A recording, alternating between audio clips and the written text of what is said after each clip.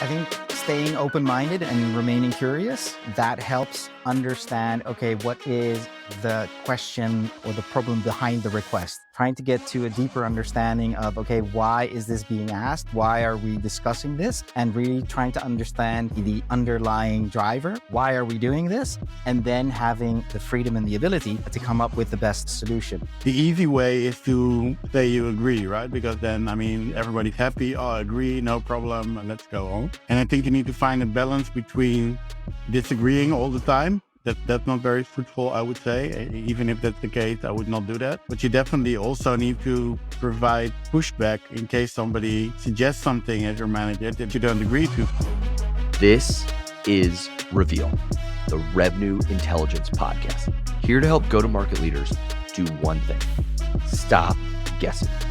If you're ready to unlock reality and reach your full potential, then this show is for you. I'm Danny Wasserman, coming to you from the Gong Studios. Howdy, howdy, howdy. It is Wasp Boss Sauce, Danny the Rev of Revenue Intelligence Wasserman, back in the Gong Studios today, coming to you for what I think is going to be the second ever duet. But this time, a duet from overseas, yes, coming to you from across the Atlantic in Europe. Today, we have the dynamic duo, the titans of food delivery. Yes, we have Imad Qutob, who is the general manager of Just Eat Takeaway for business over in Europe, joined by his compadre, his Sancho Panza to his Don Quixote, Richard de Veer, the head of revenue operations in the same business. If you're like, Just Eat Takeaway, what is that? You likely don't know them as well if you're a North American listener, because they operate under the auspices of Grubhub domestically, but overseas under a variety of titles. These duo, both oddly enough, coming into the world of go-to-market leadership with marketing backgrounds, are going to unpack how you take a business model that is traditionally B2C and pivot it, in spite of the internal and external challenges, into becoming B2B. Along the way, they're going to talk about what is it in that dance step that they've mastered that allows them to effectively execute their leadership paradigm. Spoiler alert: truth-telling. Honesty, not being a blind, sycophantic yes man or woman, but having the audacity to boldly tell, whether it's your boss or anyone else in the organization, when you disagree. So, with that said, enough from the Rev. Let's go straight to the practice of truth-telling with Imad Qutob and Richard de Veer. DJ, spin that. Welcome, Richard. Welcome, Imad, to the Gong Studios. We're thrilled to have you. Thanks, Danny. Nice to be here. Thanks, Danny. Thanks for having us. Excited Oh my to be goodness. So again, as I alluded to before, Imad, you've spent, I want to say it's nearly 14 years at Just Eat and classically trained more as a marketer. Now you sit at the helm of bringing Just Eat's value prop to businesses. It's such a unique pedigree. So I'd love to hear a little bit to start. What have you been able to bring with you from marketing that now has served you well as the business leader for this new endeavor? Yeah, thanks. I started in sales when I was a student. So when I started, the company had about, 20 staff members. Okay. Currently, I believe we're around 15,000. I did that for about a year. And then actually we started the marketing department because we didn't have one. I think I have, let's say, a natural interest in making customers happy and do anything to try and, let's say, fulfill their needs in a profitable way. I think that is not so different between B2B and B2C. So in that sense, I feel we just focus at the end user. Only the way how to do that is quite different, I would say. Well, and I want to pivot to Richard because you two share that interesting background common. Richard, you also fell into RevOps having previously served roles that were in marketing. Tell us a little bit about that journey and how does that lend itself to a natural chemistry that you and Imad have because you both have these marketing backgrounds? Or again, I'll shut up because I want to hear more from you. Well, thank you for the question. Like for the past 20 years, I've been working predominantly in the internet space, in marketplaces, where mostly I've been working in a marketing capacity, be it in B2C or in B2B. And especially in the roles where I had a B2B marketing capacity, I was working very closely with sales teams and sales operations team, giving me that exposure to what's happening outside of the marketing world and what drives a business. Having that exposure to that part of the business piqued my interest in making that move to revenue operations and having that full end-to-end view on a customer journey and having impact on the end business results. In the experiences that you both had separately as, again, previous marketers, now you're coming together to take a model, as we've alluded to, which is traditionally focused and been successful, wildly successful at the consumer. Walk us through the journey about how either you were shoulder tapped or asked to do this, or did you go to the powers that be at Just Eat and say, we need to expand. There's only so much consumer demand that we can win before cannibalization and we'll say commoditization from the likes of Deliveroo or Uber Eats or whoever sort of chips away at our position. How did you guys really start blazing this trail into the B2B space, having previously been so successful at B2C? Yeah, I think it was fueled by the fact that in 2018, we acquired a company in Israel, 10-bit, that originally was founded as a B2B company. And when the board decided to acquire the company, they saw some really interesting figures that led to their decision to actually acquire the company, Okay. which was very high order rates, for example. So it's a complete different setup from B2C, where people generally order in the weekend or at night, like say once a week or a bit more often. But in a business setting where the company actually pays for the food, users tend to order a lot more. So let's say the order frequency is a lot higher. And that I think was something that was new to us as a B2C company. That was the first step. But then secondly, 2 years later, we merged with Just Eat, which was mainly active in the UK. And even later, when we merged or we acquired the Grubhub, they also had a B2B acquisition a few years before, which was seamless. So let's say, although we were a B2C driven company, due to the fact that we acquired a few B2B focused companies, made us realize this is something we need to roll out to all our territories.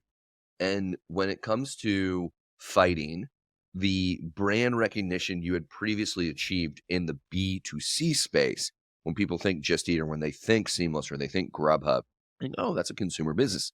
And now both of you in different roles, but nonetheless with your marketing backgrounds, are trying to maybe not completely reinvent Just Eat's brand, but expand it, augment it.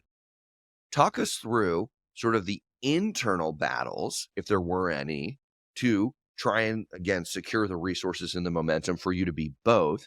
I'd love to hear, Richard, if you had any internal challenges with that. And then back to you, Imad, let's hear what were some of the challenges in actually getting businesses to reinterpret or reimagine what Just Eat could provide them. So, Richard, anything internal that introduced friction along the way?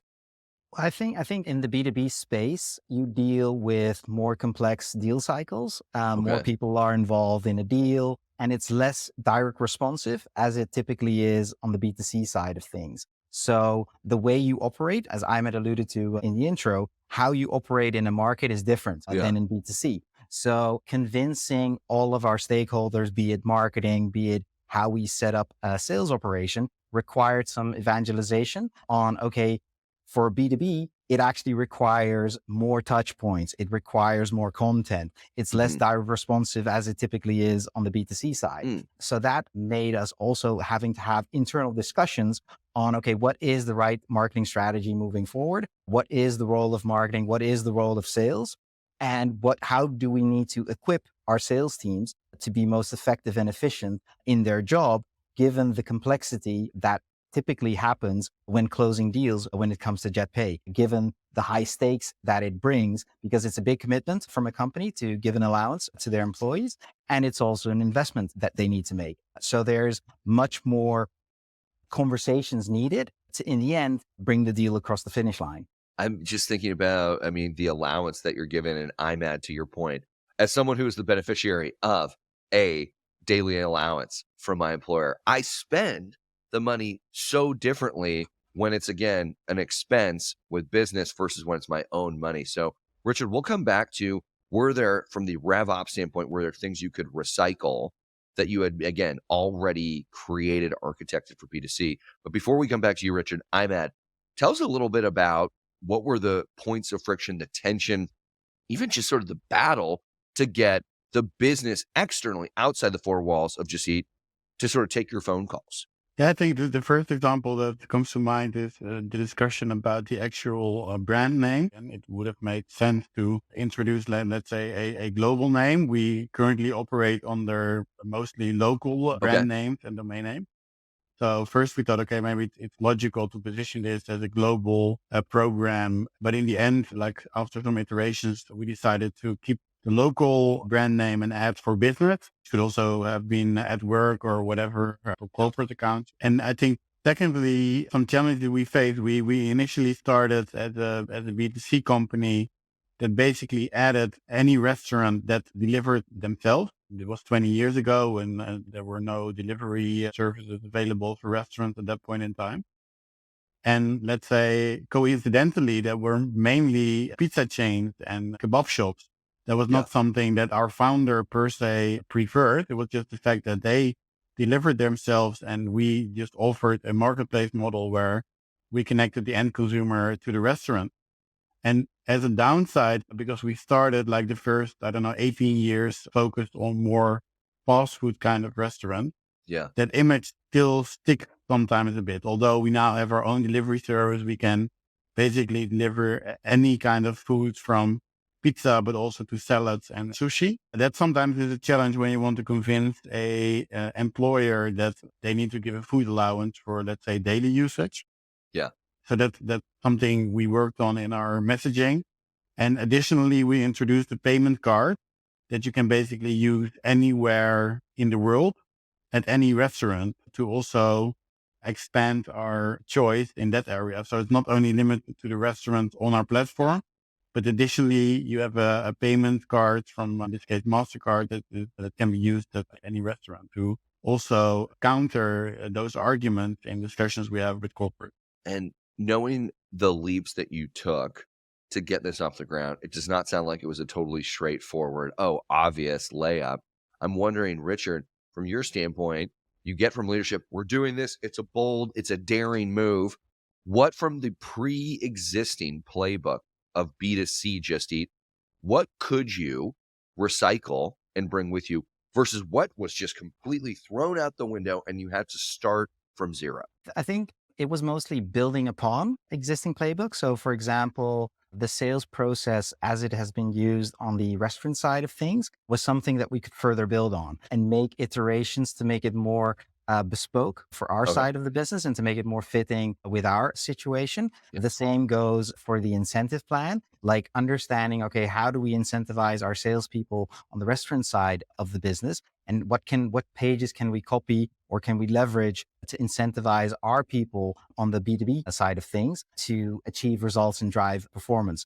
And I think a third element that we leveraged was the so-called KPI hierarchy, because in the end, all of the results that we have as a B2B business roll up at a group level. So Okay. understanding, okay, what at a group level is important, what are the underlying drivers, and how do we then define as a B2B department what our KPIs are and how they contribute to overall group success was something that we further built upon to make sure that everybody has a common understanding of, okay, which KPIs matter and how are they interconnected to one another, not only at a department level, but also how they roll up at a group level. Amazing. So I want to shift gears because now we've seen just what it took for you to make the strategic pivot out of B2C into B2B. We've got a duet of the two of you in the studio today. So here we've got the general manager and we've got his trusted lieutenant, the guy that's keeping all of, again, the operational workflows of the business tight and right. And in the past, Imad and Richard, we've brought in sales leaders separately from revenue operations leaders. And inevitably, there in the world of business can be tension between various business units. And the two of you, because again, you've worked together, you have maybe a shared marketing pedigree and background. For one reason or another, you guys seem really simpatico, that you just seem to groove really well together. And I'm wondering and we'll start with Imad and then Richard, would love to hear from you. What would you say are the underpinnings or the cornerstones to the successful dynamic that exists between the business or an executive and revenue operations? Because we've definitely heard on numerous occasions that there can be friction, that, oh my God, the business has no idea what it's going to take to do this. And oh my God, revenue operations, you're just these gatekeepers that slow everything down. I don't get any shred of that from the two of you. So I'm at to start. what would you say helps make your relationship and partnership with Richard and RevOps so fluid and successful? Yeah, I think first of all, Richard brings loads of experience. Like he worked at PayPal and eBay and LinkedIn. Yeah. So, I mean, I have quite a broad perspective on our own company because I've been in a lot of roles. I know a lot of people. I know how things actually developed into the situation they are in now. But I don't bring a lot of external knowledge, and I didn't see things going wrong in other settings or in other teams as much as Richard does. So I think when he gives me feedback, and he does that, well, a lot, but not too much, so to say, then it really helped me to also get that outside view into our company. That is very helpful. And as long as you're doing things with the best interest, then I think that will work for the both parties, so to say. Secondly, I think we're a very entrepreneurial company. It's still founder led. So if there's a good idea, whoever that has, if it's Richard or me, we can basically do that tomorrow. That is very exciting, but also sometimes a bit dangerous because I'm also quite entrepreneurial, like new things, innovation, and tend to jump on all kinds of things. So you already referred to that a bit, but then Richard challenges me and also, well, challenge me in the actual feasibility of things. So I think that really balanced, it's really balanced approach. Otherwise I would jump on a lot more things than probably is good for the department, so to say. Well, that's a great answer, Richard. I want to hear from you, and then we'll double click into one of those things that you said momentarily, Imad. But Richard, why do you think you guys have such an effective, fruitful partnership? Well, I think one of the things that Ahmed said in his intro is that he wants customers to be happy. And I think being both from a marketing background, we have that customer centricity at heart. So we always take that in mind when thinking about new initiatives. So that definitely helps. I think Ahmed, with his experience building justeatakeaway.com from a relatively small startup to the company that it is today, and me having worked at companies that have also experienced hypergrowth, we know what it takes to go through those stages and what is required to keep growing, as well as we also both know that in such stages, you have to deal with ambiguity. You will not know all the answers, but having that mindset of let's figure it out and let's find a way to get it done and to find solutions, that really helps that we're in that sense aligned on that one. And I think thirdly, not only the company is very entrepreneurial, I think Imad as a person is very entrepreneurial. I have an entrepreneurial inclination of doing things. And that also helps building up and helping grow a new business because we're basically have built the department to what it is today from zero to what it is now. As we look at go-to-market leadership, a marketing background might be the missing piece to the puzzle that could end up actually boosting business. Both go-to-market and marketing focus on key areas such as product positioning, messaging, brand consistency, but more specifically, the customer experience. Yes, looking at a statistic from Forbes, you ready for this? 73% of businesses who prioritize customer experience have significantly better financial performance. This means, as a go-to-market leader, having that unconventional background in marketing will allow you to better understand your customers and, by extension, create an experience that will accelerate your revenue. Back to Richard and Imad to hear a little bit more about how their respective pedigrees in marketing have served the interests of their company. Both of you talk about this entrepreneurial bone in your body, this spirit to try new things. And certainly during hyper growth and the space you're in, you must be bold, you must be daring and audacious. And one of the things, Imad, you said is, you may have a lot more ideas, but periodically Richard challenges you and brings you back down to earth and gives you a feasibility check. And Richard, I'm wondering when you say, Imad, you're crazy, dude. I don't know what world you're living in. That can't be done. Pushing back on your friend, on your boss, on your colleague, whoever, a parent, a child, whatever, that inevitably introduces some tension. And I'm wondering, it sounds like you guys just have such shared mutual respect for one another. But Richard, when Imad wants to push the boundaries and you say, no, man, that ain't happening. How does that go down in a constructive way as opposed to we've seen in other partnerships when someone pushes back or resists, that can actually be destructive? It doesn't seem like that's the case with the two of you. How do you navigate that rapport? Well, I think in the end, it boils down to the merit of the idea, like what Imad was saying, that any idea can come from anywhere as long as it's a Yeah. good idea. So trying to judge the idea on, okay, what is the impact that it will have, the expected impact, and what is the level of effort, and how does it fit across the portfolio of initiatives that we're taking, and having that open and constructive conversation, as well as trying to find as many data points that we can to justify or validate the hypothesis, makes the conversation a very constructive one. And if then in the end we decide to go either one way or the other, and then taking a trial and error approach where we pilot the particular hypothesis and then either prove or disprove it, will actually help also with future discussions, or to say, okay, this initiative has either worked and has exceeded our expectations, or it hasn't fully lived up to the expectations of what success was expected to be of this initiative. And that helps having, constructive conversations and open conversations on an initiative at hand, but also initiative as they come in future conversations. Has there ever been a time, Imad, where you had this idea, it was burning inside of you, and Richard's like, hey, with all due respect, Imad, I don't know.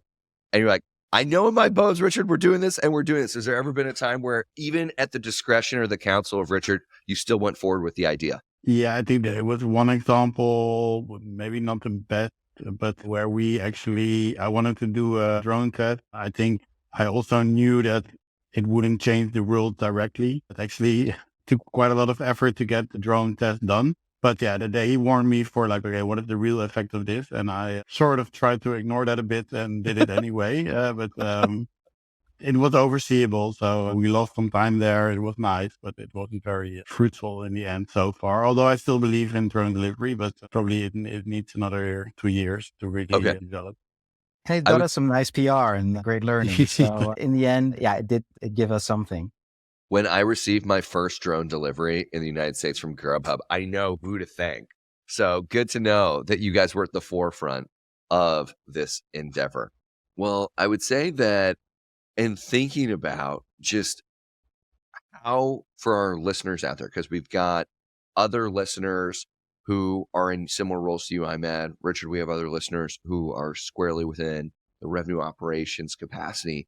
Any advice that you would give for those listeners, how to best partner, knowing what you know now about one another? We'll start with you, Richard. I think staying open-minded and remaining curious, that helps understand, okay, what is the question or the problem behind the request? Trying to get to a deeper understanding of, okay, why is this being asked? Why are we discussing this? And really trying to understand the underlying driver of it will help you understand, okay, why are we doing this? And then having the freedom and the ability to come up with the best solution. But I would say to have a fruitful relationship with anybody inside a business context is to remain open, asking questions and remaining curious, to really seek understanding and try to understand, okay, what is it that we're trying to achieve and how are we going to measure the success of it? Amazing. Imad, advice you'd give? I think that we're indeed I'm quite open to Richard sharing my ideas, but that's a bit also what Richard said. And he's quite open to also share when he doesn't agree. And sometimes I would say in manager team member relationships, and if that's me with Richard or Richard with his team or me with the CEO, for example, the easy way is to say you agree, right? Because then, everybody's happy. Oh, I agree, no problem, and let's go on. And I think you need to find a balance between disagreeing all the time. That's not very fruitful, I would say. Even if that's the case, I would not do that. But you definitely also need to provide pushback in case somebody suggests something as your manager that you don't agree to. And I remember when my CEO told me once, I don't know the English word, but the people who always say yes. In Dutch, we call them ja-knikkers. That's not, I can learn anything from that. And I always remembered when he said that, okay, actually by nature, I'm quite open. And if I don't agree, even with the CEO, I will tell him. He probably won't listen, but I will tell him anyway, because I feel that is how I want to operate, so to say. But I can imagine that sometimes you don't want to share certain things because you maybe are afraid of how your manager will react. But I think in the end, it's always easier to just share it, try and obviously keep a friendly tone. But it makes life a lot easier if you just share what you think. Then you don't have to think about your words like a week later. Okay, what did I share that? So that will be, it's a bit of a long version of telling a bit the same what Richard said, but also find a balance between the two, I would say. It's just the reference or the nod to the courage it takes to say your piece, speak your mind. And also I would say then the courage to disagree. My boss said it once. He said, Danny, I want to surround myself with truth tellers. And I think that quality of being a truth teller at the possible risk or fear of, hurting someone's feelings, if it's all understood from the intention of being constructive, then I think that trust continues to engender more creativity, more entrepreneurial, explosive breakthrough decisions. But if you don't have that trust and you presume destructive intent, then of course, right, it will never take off. So really appreciate both of your perspectives. And I hope for everyone listening on this episode, you do the work with the people that work for you or the people that you work for or that you work alongside to maintain that level of candor, honesty, and trust. Really great way to tie up this episode. Well, Richard and Imad, I can't thank you enough for being so generous with your time, your perspective as a very successful winning duet over at Just Eat. But if you have listened to the episode, you know that we close out every single episode with the same question. So I'll ask each of you the same question, which is this. If you could describe sales in just one word, what would it be? So Richard, we'll have you start, and then Imad, we'll go to you. Sales in one word. 2 words, keep going. Hyphenated. Perfect. What do you mean by keep going? Well, they tend to never give up. Like this, you need many no's to get the yes, and having that thick skin and that tenacity to get the deal done. That's something that I find very typical and admirable from my sales colleagues. And so I would summarize it with 2 words, keep going, as the most descriptive words that I can find at this moment. Amazing. Perfect. Imad, over to you. I would say energy. And why is that? Because what I see, and we obviously work with a lot of salespeople, that they always feel the energy to go on, and that where Richard was referring to even fuels that energy. And I think that is something that I really like work with people that are sales minded, so to say. Amazing. When both of you were talking about energy and keep going. So Nike's slogan, just do it. Great slogan. Through hook or crook, above, around, below, underneath, whatever, just do it. And there was this really short-lived but incredibly memorable, lasting advertisement that Nike ran specifically for their running division. And it was just montages of people sprinting or running marathons, suffering. And then at the end, rather than saying, just do it, their slogan for that division was keep running. And I don't know, it's just something about both of your phrases just remind me, it is a slog, and at times it is suffering. And in those moments of adversity, it's really hard to find the will and the strength to keep your faith. And I'm reminded of one of our other guests that we've brought on, this, sort of guest. His name is Guy Raz, and he hosts his own podcast. He gets to interview business leaders from all over, typically CEOs and founders of very successful companies. And we asked of everyone that Guy interviews, who makes the best business leaders, who are the most successful, winning at all costs, sort of, we'll say, champions within the realm of business. And he said, executives or CEOs or founders who have sold have exactly what the two of you just described.